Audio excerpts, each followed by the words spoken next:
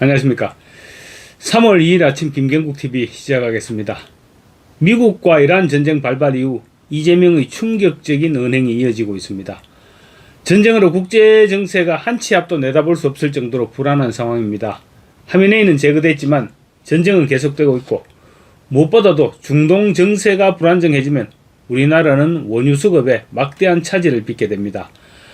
우리 원유 수입의 결정적 보급로인 호르무즈 해협을 두고 확전을 예고하는 선언까지 나오고 있습니다. 더군다나 미국은 우리의 핵심 우방이기도 합니다.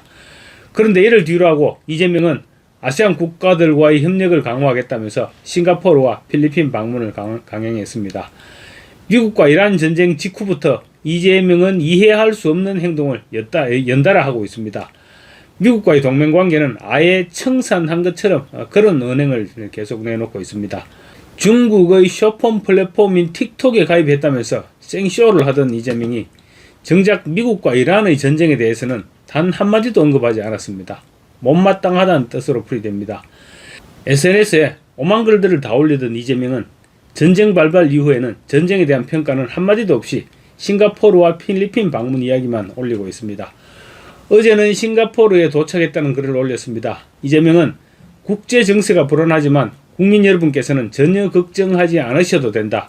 실물 경제, 금융, 군사 안보 등 모든 분야에서 김민석 총리를 비롯한 내각이 철저히 대비하고 있다라고 말했습니다. 국민들은 전쟁 상황에 대해서 걱정하지 않습니다. 하지만 전쟁이 가져올 영향에 대해 걱정하고 있습니다. 왜냐하면 이재명 정부 관계자들의 실력을 이미 확인했기 때문입니다. 이재명 본인은 이 판국에 뭐가 중요한지도 모르고 아무것도 중요하지 않은 필리핀과 싱가포르를 방문하겠다면서 출국을 강행했고, 국무총리란 자의 친형은 전쟁 발발 직후 SNS에 이란에 대한 미국의 공격은 명백한 침략 전쟁이다. 미국의 몰락, 그 분명한 전조다. 이따위 글이나 올리고 있습니다. 이 인간은 하루라도 빨리 북한으로 보내버려야 할 인간입니다. 그래놓고 지 새끼는 미국 영주권을 신청해놓고 있다고 합니다. 전쟁통에 이런 형제에게 나라를 맡겨놓고 출국했는데 국민들이 어떻게 밤잠을 설치지 않겠습니까? 이재명은 또 내란조차 이겨낸 우리 대한국민이라고 거듭 강조하고 있습니다. 내란조차 이겨낸 국민이란 말은 이재명이 걸핏하면 사용하는 말입니다. 누가 들으면 대단한 내란이 일어났던 줄로 알겠습니다. 총 한 방 쏘지 않고 부상자 한 사람 없이 4시간 만에 끝난 비상계엄을 끝까지 내란이라고 몰아붙이고 있습니다. 그만큼 찔리는 것이 많다는 이야기가 되겠죠. 그리고 또 국민 여러분께서는 안심하시고 일상을 즐기시며 생업에 더욱 힘써 주시기 바란다라고도 말했습니다. 아까도 말씀드렸지만 국민들은 걱정하지 않습니다. 이재명 자신이 겁이 나서 싱가포르로 필리핀으로 도망을 가니까 국민들도 불안해하는 줄로 알고 있는데 국민들은 왜 불안해하겠습니까? 그렇다고 또 일상을 즐기라는 말은 무엇입니까? 이란 전쟁으로 김정은이라는 놈이 언제 어떤 생각을 할지도 모르는 그런 마당에 일상을 즐기라는 말을 어떻게 할 수가 있습니까? 이재명은 또 대한민국은 합니다. 대한국민은 합니다. 라는 구호도 외쳤는데 이재명 정권이 하는 일은 온통 구호뿐입니다. 이 판국에 이재명이 싱가포르로 필리핀으로 향한다면 국제적인 시선은 어떻게 될까요? 대한민국은 미국과의 핵심 동맹국가입니다. 좋든 싫든 지금 우리의 동맹국인 미국은 이란과의 전쟁을 개시했습니다. 이란은 보복과 확전을 선언했고 이 전쟁은 레드라인이 사라진 듯한 양상으로 치닫고 있는데 동맹국의 대통령이라는 작자는 아주 여유롭게 국민들에게 일상을 즐기라고 하면서 지는 중요하지도 않은 해외 순방을 강행하고 있습니다. 누가 봐도 상식 밖입니다.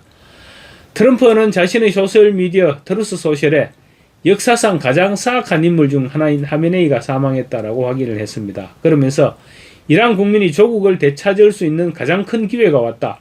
중동 전역과 전 세계의 평화라는 목표가 달성될 때까지 정밀 타격은 중단 없이 계속될 것이다 라고 말하고 있습니다. 앞으로 전쟁은 얼마나 더 확전될지 알 수가 없습니다. 전쟁이 장기화되면 에너지 자원의 99%를 수입에 의존하는 대한민국은 경제안보에 위기 신호가 켜질 수밖에 없습니다. 호르무즈 해협은 우리 원유 수입의 결정적인 보급로인데 이란이 봉쇄를 선언했습니다. 호르무즈 해협을 둘러싸고 어디까지 확전될 수가 알 수도 없는 마당인데 이 판국에 이재명이 싱가포르를 간다? 이게 정상적인 생각인가요? 동맹국이 전쟁 중인 상황에서 이를 무시하고 동남아 정상 외교에 나선다는 것은 뭔가 상식 밖으로 보일 수밖에 없습니다. 이게 과연 외교적으로 실익이 있을까요? 평시 상황에서 약속했던 정상회담이라고 하더라도 상황이 전시 상황으로 바뀌었다면 정상회교 또한 달라진 환경과 조건에 맞춰 달라져야 합니다. 이것이 외교의 전략적 실행입니다. 지금 상황에서 싱가포르, 필리핀 방문이 우리에게 무슨 큰 국익이 있겠습니까? 에너지 보급로가 막혔을 때 한국 경제에 새로운 대안은 있는가?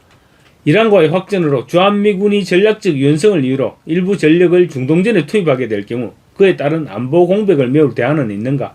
다 떠나서 이재명은 이런 고민을 과연 하고는 있는지 그 자체가 의심이 가는 행동들을 하고 있습니다. 머릿속에 미국과 동맹이라는 생각을 과연 하고 있는지도 의심스럽습니다. 싱가포르 도착 2시간 만에 올린 메시지는 더 경악스럽습니다. 이재명은 싱가포르에 가서도 외교 현안이 아니라 다주택자에 대한 협박을 이어가고 있습니다. 가급적 국민들의 시선을 미국과 이란 전쟁에서 분리시키고 싶은 것입니다. 독재자로부터 해방을 원하는 이란 국민들이 어떤 행동을 하고 있고 미국이 이란의 체제 전복을 위해서 어떤 행동을 하고 있는지 이런 부분들을 최대한 가려보겠다 이런 심산이 아닐까요? 이란 다음은 한국이 될 것이라는 국제사회의 분위기가 한국 국민들에게 전달되는 것이 겁이 난 것일까요? 이재명이 싱가포르에서 올린 X 내용은 그야말로 기가 막힙니다. 이재명은 집을 팔고 사는 것은 개인의 자유지만 그것이 이익이나 손실이 되게 할지는 정부가 정합니다 라는 글을 올렸는데 한마디로 세금과 금융, 규제를 통해서 박살을 내버릴 테니까 알아서 해라 라고 협박을 하고 나선 것입니다.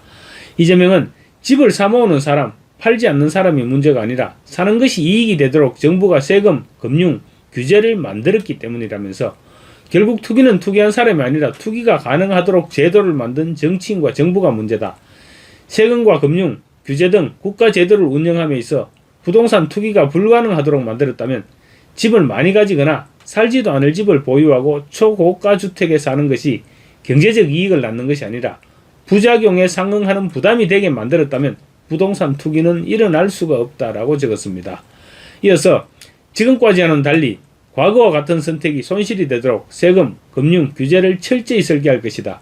그리고 그 어떤 부당한 저항과 비방에도 불구하고 흔들림 없이 시행할 것이다. 정부의 의지만 있으면 얼마든지 투기 억제가 가능하다. 집을 사고 파는 것은 개인의 자유지만 그것이 이익이 되게 할지 손해가 되게 할지는 정부가 정한다. 주권자들께서 제게 망국적 투자를 시정할 책무와 권한을 주셨다고 믿는다.